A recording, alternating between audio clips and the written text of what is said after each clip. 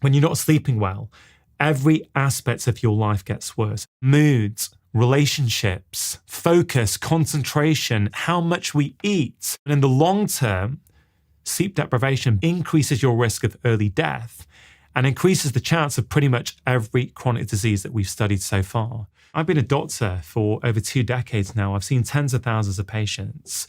But what I have seen time and time again is that people are engaging with behaviors that they don't realize are sabotaging the quality of their sleep.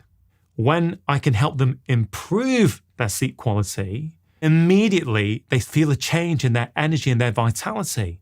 And so in this video, I want to share with you some of the common things I have seen my patients do in the evening that without them realizing has negatively impacted the quality of their sleep. Now, the first thing I want to talk about is what I call liquid stress.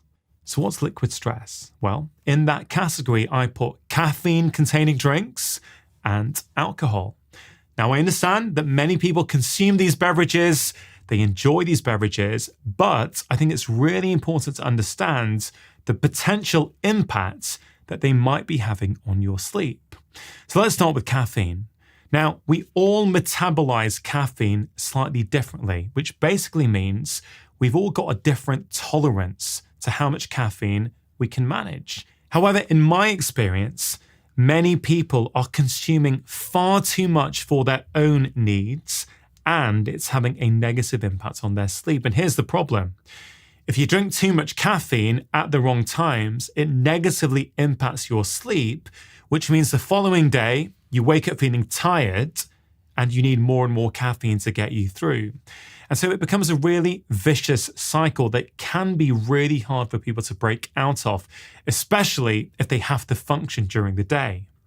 Now, when we think about compounds in the body and how quickly they are broken down and then eliminated, we often talk about something called the compound's half-life. Well, the half-life of caffeine is roughly 6 hours. Now, I do appreciate we're all slightly different, and that exact amount will depend on your genetics, but let's just imagine that for all of us, it is 6 hours. Well, what that means is if at noon, so midday, you leave your office and you order a large coffee at your local coffee shop, it means that at 6 p.m., 6 hours later, half of the caffeine in that drink is still going around your body and your brain. And it means at midnight, a quarter of the caffeine that you consumed at 12 o'clock is going around your body and your brain. Now, for many of us who know that we're sensitive to caffeine, we wouldn't dream of having a quarter cup of coffee in the evening before we go to bed, or a half cup of coffee at 6 p.m. So with that knowledge, you're now empowered to think, wow, could that be an issue for me? You see, many people will say, well, look, I've been fine. I've been having a 3:30 p.m. cup of tea or cup of coffee my entire working life. Why would it suddenly be affecting me now? And this is something I've seen many, many times. People were able to tolerate a certain dose of caffeine for a period of time, but then at some point, they no longer can. And I think there's a number of potential reasons for this. You may have heard me talk about stress in the past, and I talk about stress thresholds, this idea that we can accumulate a certain amount of stress, but when we get to that threshold, that's when things start to go wrong. And I often think about caffeine in relation to thresholds as well. I have seen before that when patients are, let's say, under low levels of stress, life is pretty calm, there's not much going on in their personal life, things are generally feeling calm and in control, they can often tolerate a bit of caffeine, maybe late afternoon at 4 p.m., let's say. But when the stress load in their life starts to increase and go up, it's almost as if they don't have the capacity anymore to deal with that caffeine. I've seen this enough times to know that this is a real thing. So the reason I'm bringing this up is if you're someone who's struggling with your sleep and you have told yourself a story that caffeine is not at play here, because in the past, you were absolutely fine with caffeine in the afternoon, I just want to sort of invite you to consider that perhaps things have changed. And the only way you would really know is by cutting it out. Right, so if that is you, what I'd recommend is that for at least 7 days, you consume any caffeine you're going to have in the morning, so before noon, and just pay attention to what happens. And then if you're not sure, what you could do is go cold turkey and cut it all out for a week or two and see what happens. Now, if you are going to go cold turkey, you may well get withdrawal symptoms. People can feel moody, really tired, headaches. Their emotions can be quite turbulent. It can cause relationship issues. So you've got to be careful before you adopt an approach like this. So for most people, and in the past when I've reduced my own caffeine consumption, I have done it very, very gradually, because if I was to stop abruptly, you can get a lot of symptoms. So the point I'm trying to make is that caffeine is a psychoactive stimulant. It's the most consumed psychoactive stimulant on the planet. And if you look around, any urban environment now, any airport, any shopping mall, any town centre, any village, what do you see? A surplus of coffee shops. But don't get me wrong, I love sitting in a coffee shop with a nice long black, doing a bit of work. I enjoy the vibe, the atmosphere.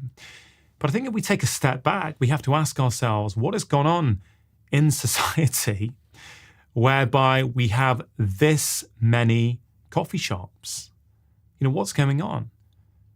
You know, what's your relationship like with caffeine? Can you function without it?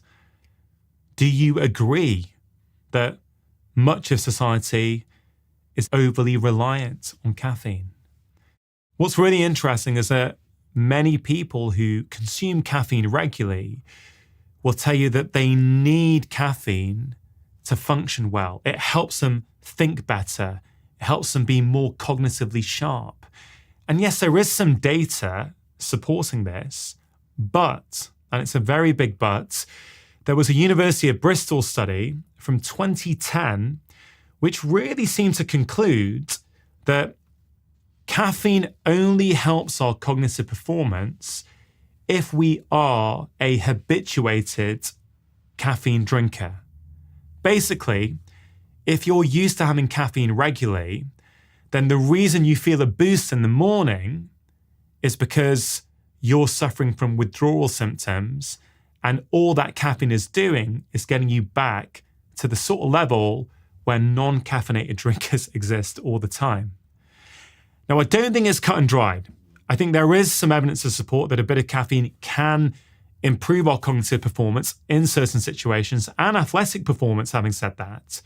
But what I want to do is help empower people, right? I want to help you understand the impact that caffeine might be having on the quality of your sleep. Now, if you cut it out for a week or reduce it to just being in the morning for a week, and you find that you're sleeping better and that your energy goes up and you have more vitality and more focus and your relationships are better, then you're empowered with that information. You can then choose what you want to do. You may go, wow, I quite like feeling like this. Or you might go, actually, although I'm feeling better, I really miss those extra cups of coffee that I was having. And on balance, for me, I'd rather have them. Only you can make that decision. I just want to help you understand the impact that it might be having on you. And as I say, in my experience, I've seen so many patients who told me that caffeine wasn't having an impact on their sleep health, but when they cut back on it, reduce it to just being in the morning, or quit altogether, they soon realized just what it was doing. Now, the scientific research on caffeine and its impact on our sleep is pretty clear. It shows us that caffeine can prolong sleep latency, which is the time it takes to fall asleep. It can reduce total sleep time. It can reduce sleep efficiency, and worsen perceived sleep quality. But again, it's important for me to remind you that this is a dose-dependent effect. Many people are absolutely fine with a small dose of caffeine at some point in the morning. So I'm not trying to say you should give it up. I'm asking you to pay attention as to what impact it might be having on your sleep. Now, what about those people who say, I'm absolutely fine. I can knock back a double espresso after dinner at 9:30 p.m. and I fall asleep completely fine. Well, look, it's impossible for me to comment on every single situation, but the scientific research that I've read that does look at this is seeming to suggest that even if you can fall asleep after drinking, let's say, a double espresso in the evening, that the quality of your sleep may not be as good had you not done that. And again, I think some of the best ways to assess this for ourselves is to ask ourselves, when we wake up in the morning, how do we feel?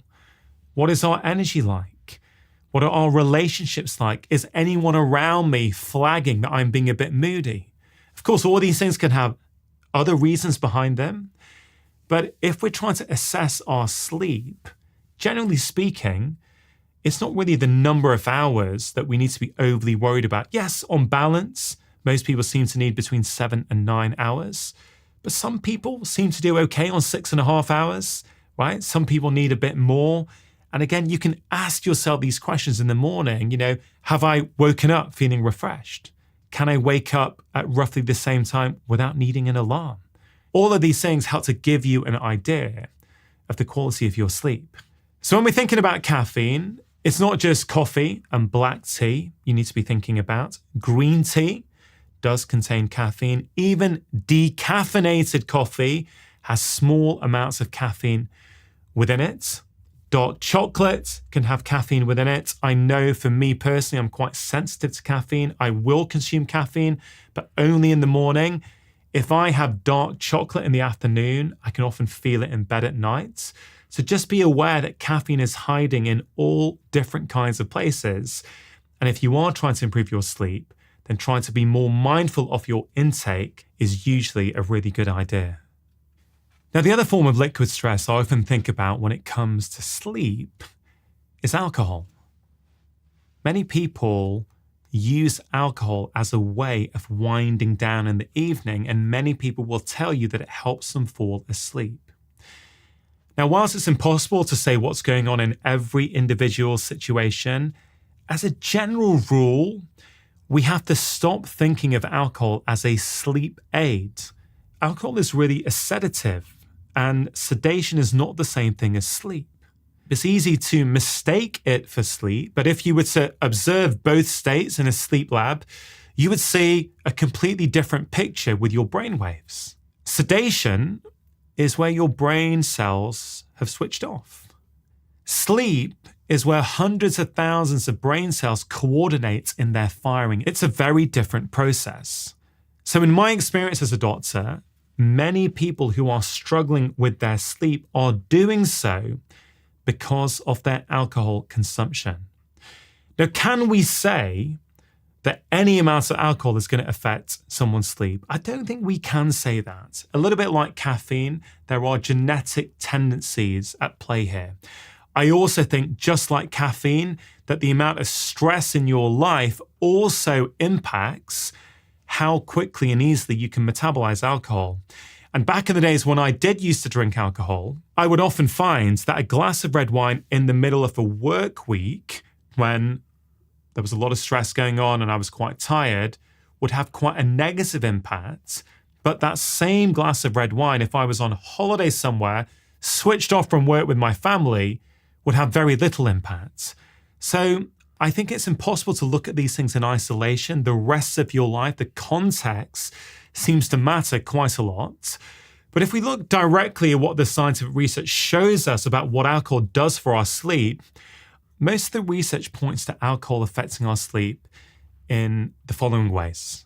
Firstly, it fragments your sleep. So basically, when you've consumed it, you may well feel as though you've slept fine, but you wake up feeling exhausted. And often this is because you woke up On multiple occasions through the night, it was a much lighter sleep than usual. And because you're often not aware of those increased wakenings, you often don't draw the association and you think it had nothing to do with that alcohol. But it was the alcohol causing the sleep fragmentation, which is why you feel so tired the following day. Alcohol also has a negative impact on a type of sleep that we call REM sleep, rapid eye movement sleep, also known as deep sleep. And that's a particularly important part of your sleep cycle. Many sleep researchers call it emotional first aid, because it's the part of the sleep cycle where we actually process difficult experiences that happen during the day. So that's really, really important. And if we look around at society and see how many people these days are struggling with their mood, with depression, with feeling anxious, well, it stands to reason that alcohol consumption, reducing REM sleep, which, as I've just mentioned, is emotional first aid, could that be contributing? Absolutely. On a wider note, we know that when people are sleep deprived, their outlook on the world is more negative. The tired brain remembers more negative experiences than the well-rested brain. So improving your sleep quality is one of the quickest ways that you can actually change your experience of the world. Now, look, many people will say to me, yeah, Doc, I understand this, but I really enjoy a glass of wine in the evening just before I go to bed. It relaxes me. It's a time for myself. It's a little reward. Now, I understand all of those things. And I understand there can be some powerful associations with certain things like alcohol. And again, I'm not trying to say that you need to give up. What I'm trying to say is that I know that for many people, consuming alcohol in the evening is negatively impacting their sleep. And that poor sleep is negatively impacting the quality of their life. So I'm just trying to help you understand that you might want to re-examine your relationship with alcohol. And if you do insist on consuming it in the evening, if you say, no, that's a part of my life, then I would urge you to consider, could you bring it forward in the evening? For example, if you were to have a glass of red wine at 5 p.m. as opposed to 10 p.m., the truth is that the 5 p.m. glass of red wine is going to have less of an impact on your sleep than the 10 p.m. one, because by the time you go to bed, some of it will have been processed and metabolized. Having said that, we've got to be careful. If we start drinking at 5 p.m., it could lead to even more drinks. It could lead to increased snacking, etc., etc. There are always knock-on effects.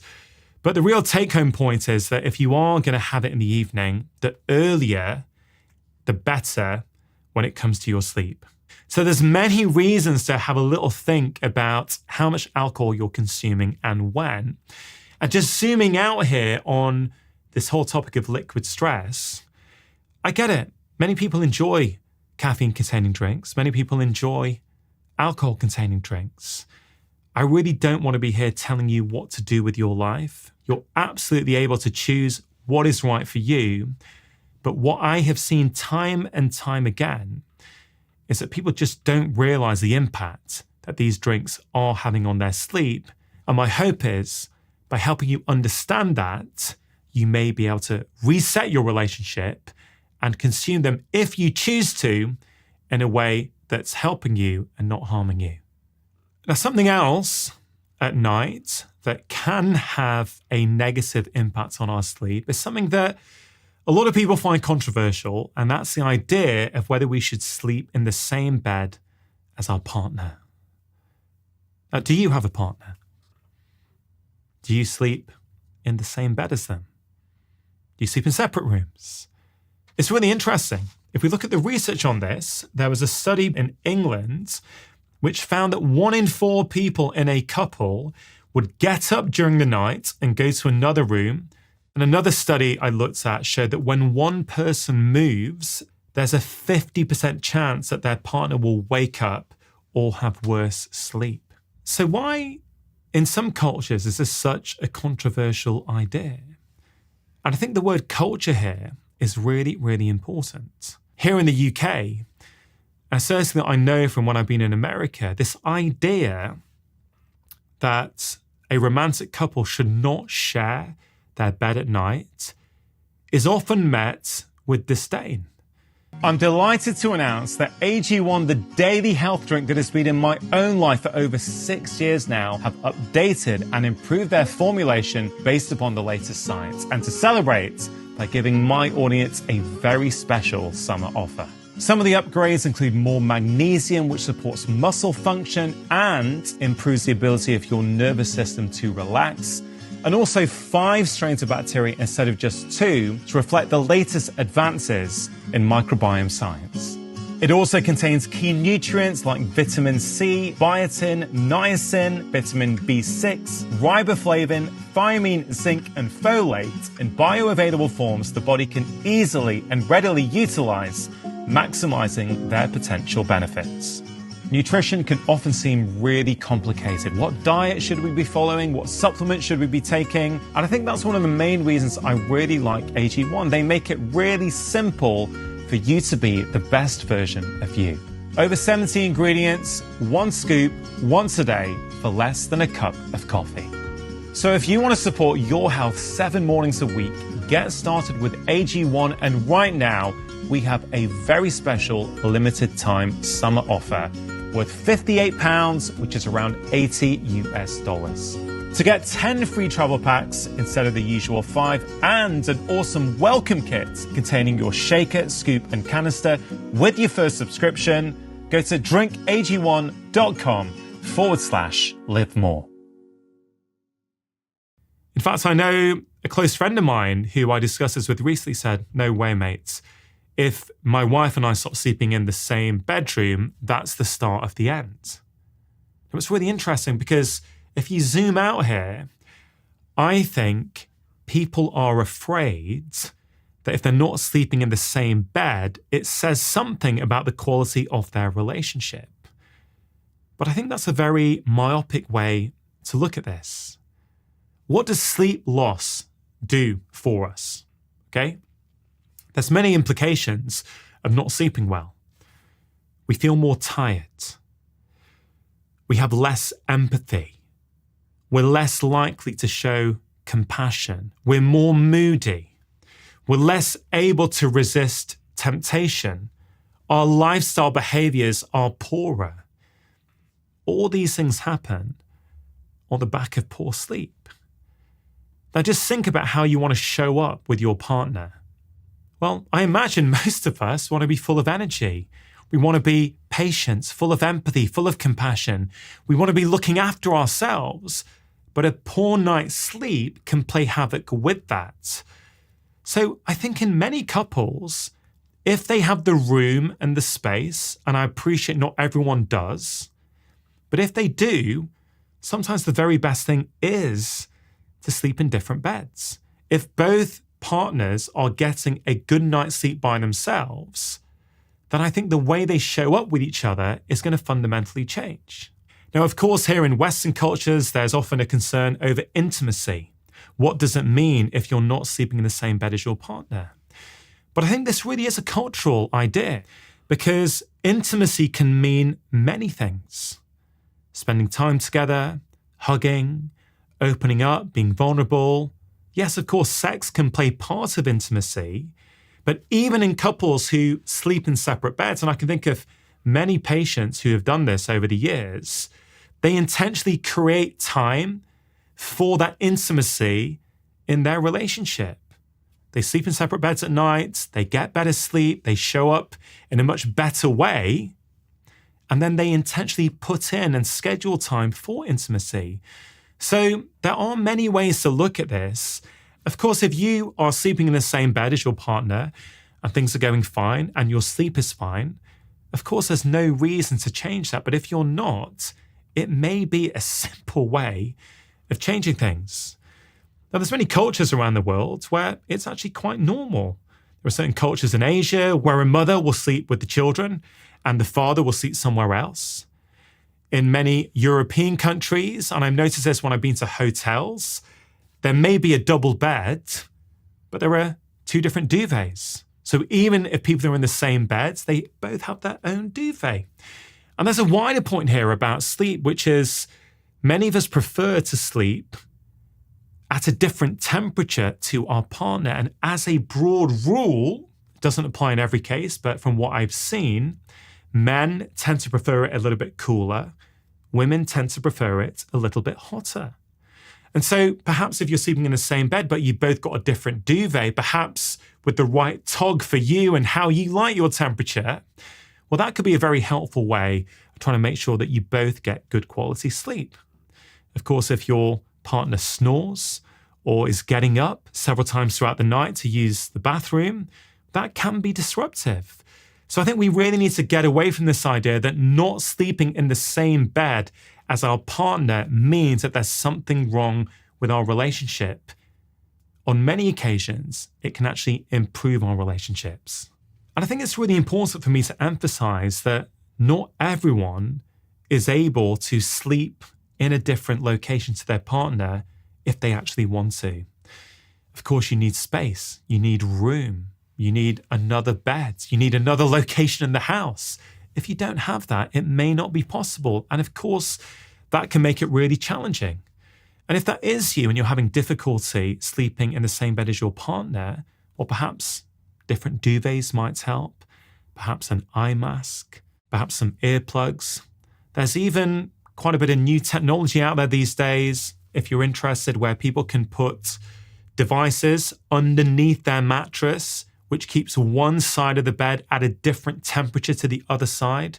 There's all kinds of innovations in this space, but I do recognize that even with the best intentions, for some people, this is going to be really, really tricky.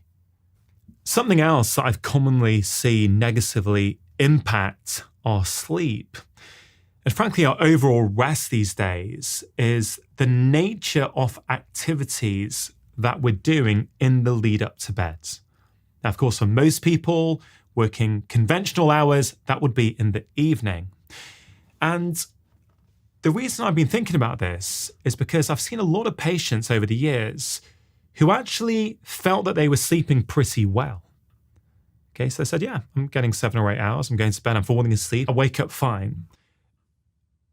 But it's not that they were tired, they just didn't feel mentally refreshed. Now, I think there's a subtle difference here, which I've noticed on many, many occasions. They're sleeping well, they think, but they're mentally feeling fatigued. And usually when I've looked at what these patients were doing in the hours preceding bed, I found that they were very much doing similar things to what they were doing during the day. So in the modern world, we can keep working, can't we? We can work until dinner time, we can stop and have dinner, and then we can get back on our computers and keep working.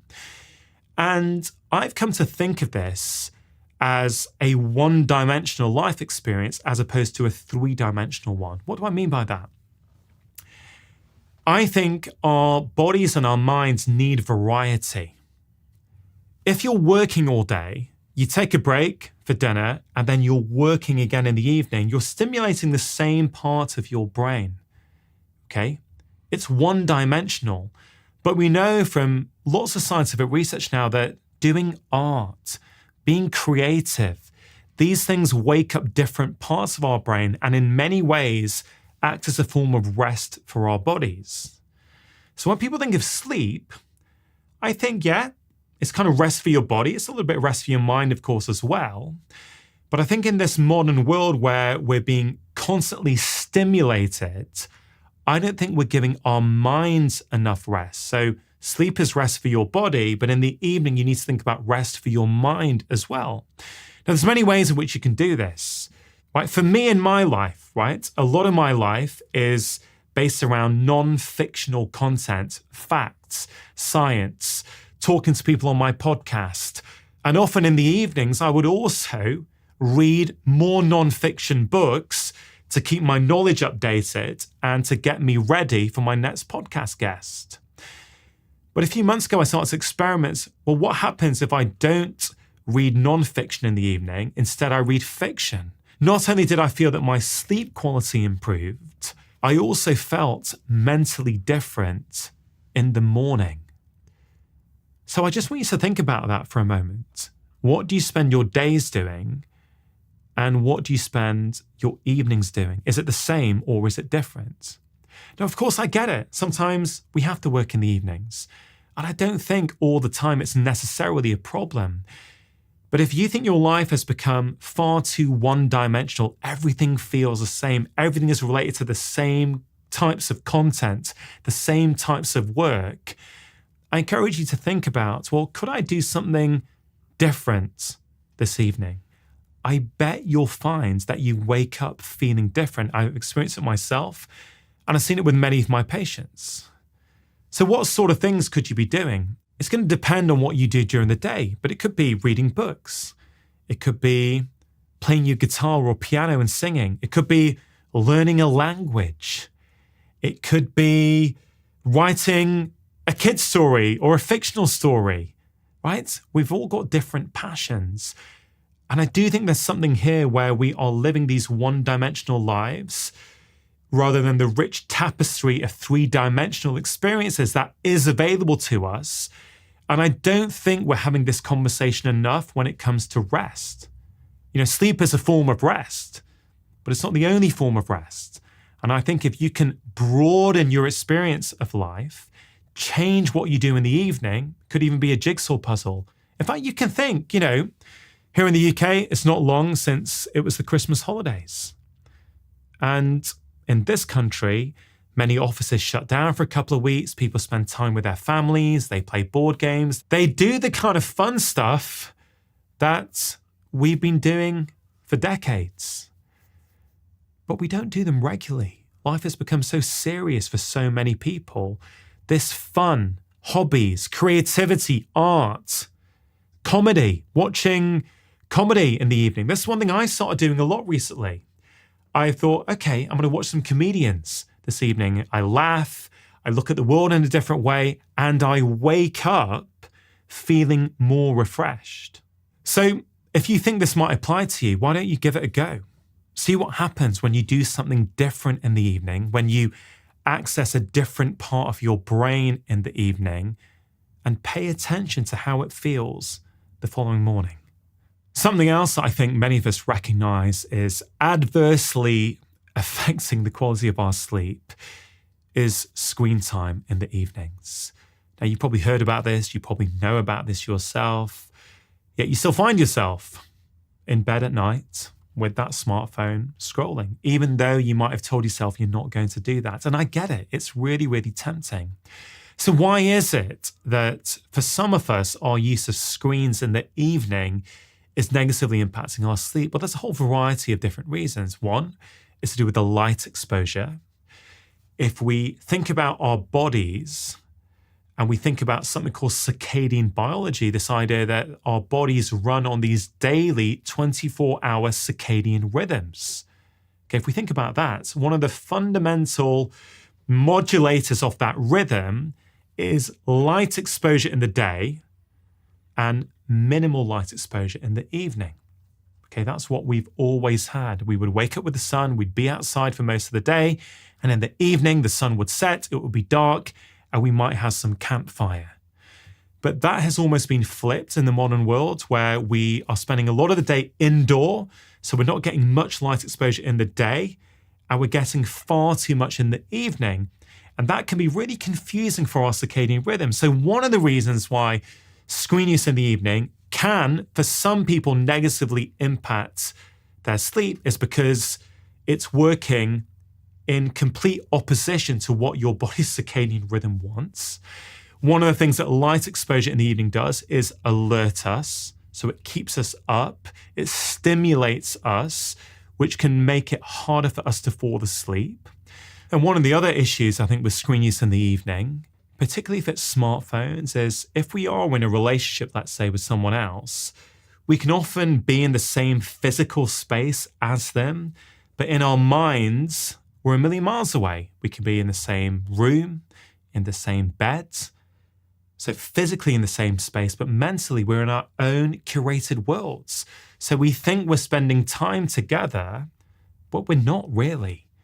And so many relationships are being adversely affected by our addiction, dare I say it, our addiction to screens.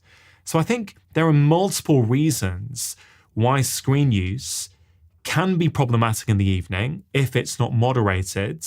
One of the other reasons is to do with overstimulation. Okay, what are you doing on that screen? Are you relaxing? Are you switching off? Are you doing something different from what you did in the day? Or are you doing more of the same? Are you checking work emails in bed? Are you getting into arguments on social media? Are you consuming negative content or news headlines? I mean, what is it you're doing on that device? That's going to impact how your mind is. You know, what are the inputs you're putting into your mind? And I've said this before, but I think it's worth saying again. If you struggle to sleep and you lie in bed sometimes thinking about all the negativity that exists in the world and you've just watched the news, I'm not sure watching the news in the evening before you go to bed is a good idea. In fact, I think for most people, watching the news in the evening is a really bad idea when it comes to the quality of your sleep. Now, there's many more reasons I could talk about when it comes to screen use in the evening, but on a personal level, one thing I decided to do just over a week ago now is to turn off my smartphone every evening at 6:30 p.m. Now, I get it. Not everyone is going to be able to do that for a whole variety of different reasons. They may need to be contacted. They may need to be on call for work, maybe to do with children or family members. I get it. The way I get round that in my own life is that I still do have a landline. So I put my smartphone off and my immediate family and my close friends have my landline number, which means if someone really does need to get me, they can just pick up the phone and call me on my landline. But it means for me, it's a very easy way to shut off all the noise from work and the outside world. And I've got to be honest, it has been absolutely transformative. I mean, first of all, if that phone goes off at that time, I've found that I'm just much more present in the evening. I find that when I'm reading a book in the evening, which is what I really like to do in the evening with a dim light, sit there reading, I find I'm not being distracted. When my phone was still on, even if I was trying to avoid looking at it, you know, every now and again, whilst reading a book, you just go and pick it up and see what was going on in the world or on Instagram or whatever it might be. And I'm always keen with my patients to look for the root cause of problems. What's the most upstream lever I can help them turn, which automatically takes care of multiple downstream behaviors? And I've got to say, for me, turning my smartphone off at 6:30 p.m. feels like one of those big upstream levers. I press off and it automatically changes the trajectory of my evening. I do recognize that not everyone can do this. I want to make that super, super clear. But if you can, if you're able to, if you feel there's another way that people can contact you should they need to, I don't know, maybe it's worth a try. You see, with all these things, I want you to experiment. I want you to figure out a way that you can live in harmony with the modern world, because it can be hard at times. And I get it. These phones can be great. There's so much great information on them, but that also is where the problem comes. You see, it's hard to switch off when you know on the other side of that phone is any movie you want to watch, any social media posts you want to look at, or your photos, or your friends available on tap, whatever it might be. It's hard to resist. It's not because you're weak. It's because it's the nature of what these devices are. So any way that you can think about resetting your relationship with your screens in the evening, I think, and I've seen time and time again, and I've experienced, will absolutely have an impact on your health. And if all you do is charge your phone outside your bedroom, even that I have seen have a transformative impact on the lives of so many. The simple reality is, if your smartphone is on your bedside table, A, it's very difficult to resist looking at it, both in the evening, but also if you wake up to use the bathroom in the night. If you see that phone there is a huge temptation to look at it. And we know that light exposure between 10 p.m. and 4 a.m., if done regularly, can play havoc with your body's circadian rhythm. Now, I'm a huge fan of Vivo barefoot shoes. I've been wearing them for about 12 years now. And one of the main reasons I love them is because when I'm wearing Vivos, I feel fully connected to the ground beneath my feet. What do we want? We want feet that move naturally. And because Vivos are wide, thin, and flexible, your foot can move in the way that it's meant to. A lot of modern shoes are stiff, they're narrow. They start to manipulate the way your foot functions. Whereas in Vivos, your feet could do what they're meant to do. And that means they help your feet become stronger. There was this trial that showed within 4 months of wearing Vivos, your feet are around 60% stronger. Your feet are your foundation, and when you've got problems in your feet, it goes all the way up the chain. It can go to your ankle, to your knee, to your hip, to your back, and even to your shoulder and neck. And as a doctor, I have seen back pain, hip pain, and knee pain actually start to get better when people start to wear barefoot shoes. To get 20% off your first order, go to vivobarefoot.com/live more. But also we know from other research that if your phone is in your vicinity and you're not looking at it, you are literally using up willpower and cognitive reserve to not go and look. Okay, so it's not neutral having it there. There's actually a real cost. And the reality is that for so many people, this is a life-changing move. Now, if you're thinking, oh, I would love to do that, but my phone's my alarm clock, I humbly suggest that you think about purchasing an alarm clock. You can get them really, really cheaply online now. And 10 or 15 years ago, that's what everyone did. So I honestly believe an alarm clock, if you need an alarm to get off of work, as opposed to your smartphone, can be absolutely transformative. Another thing I see really negatively impact the quality of our sleep in the evenings is overstimulation. And of course, we've just mentioned screens and smartphones, and yes, they do contribute to overstimulation. But just think about what our lives can often be like these days, particularly in the evenings, with technology, with smart homes, with beeps, notifications, light, different noises, sounds. We're getting stimulated all the time. I mean, many of us these days struggle to sit in silence and just be at peace and rest. And I found that if you think analog in the evenings as opposed to digital, I think you'll be surprised at what kind of impact that can have on your health. Most of the overstimulation we're getting comes from digital products. Our TV, our smartphone, our laptop, our iPad, whatever it might be, that's where the stimulation is coming from. And we almost want to calm that stimulation down in the evening, especially in the time preceding bed. That means we want to calm down the light, the noise, the pings, the sounds. We want to keep it calm. We want to quieten everything. And I think analog is a beautiful way to do that. So when I say analog, what do I mean? Well, basically things that are not on devices. Okay, playing cards is analog.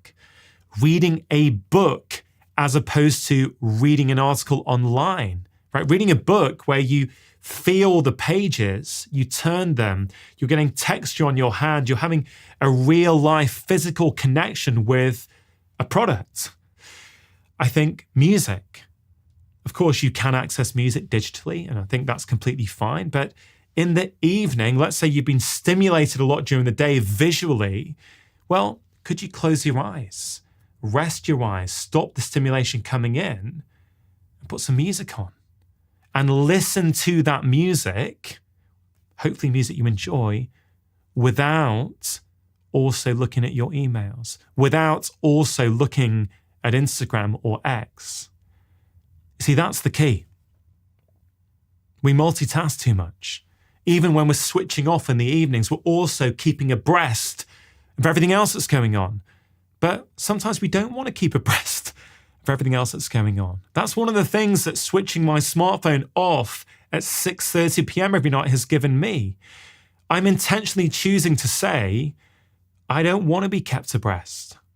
The world is doing what the world is doing. At the moment, I don't want to know. I'm taking control of the situation, saying, no, now the world can do what the world wants to do. Now I'm connected with my wife, I'm connected with my children, and I'm connecting with myself.